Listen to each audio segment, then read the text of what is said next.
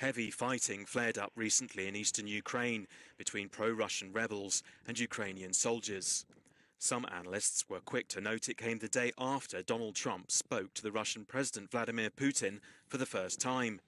Since Trump is Putin's ally, so the line of thinking went, Putin had a freer hand to direct the separatist rebels there to fight on. The fighting has now subsided somewhat.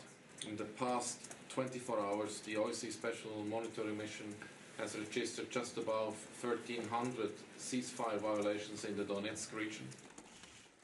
Two peace deals, Minsk I and Minsk II, have been breached far more times than they've ever been observed, although the conflict had been pretty much at a stalemate. Nearly 10,000 people have been killed since 2014, more than half of them civilians. The latest fighting centred around Avdiivka, which many civilians fled as it was being shelled. At the time, it was well below freezing in the city, and there were both water and power supply cuts.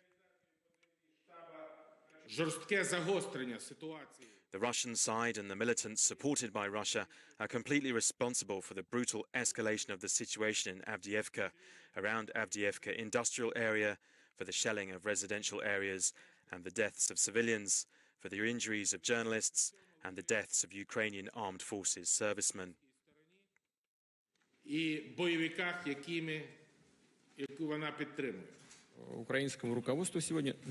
The Ukrainian leadership today needs money, and the best way to squeeze out money from the European Union and certain countries of the European Union and the United States, as well as international financial institutions, is to present themselves as victims of aggression.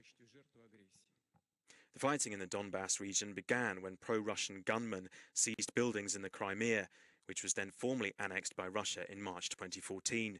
Government buildings were also seized in eastern Ukraine, and independence was declared in Luhansk and Donetsk in May 2014.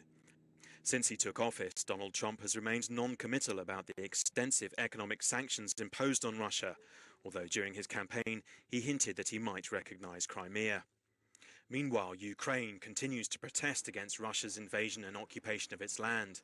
But now that Trump's in power, many Ukrainians fear Putin may have even more room to maneuver in their country.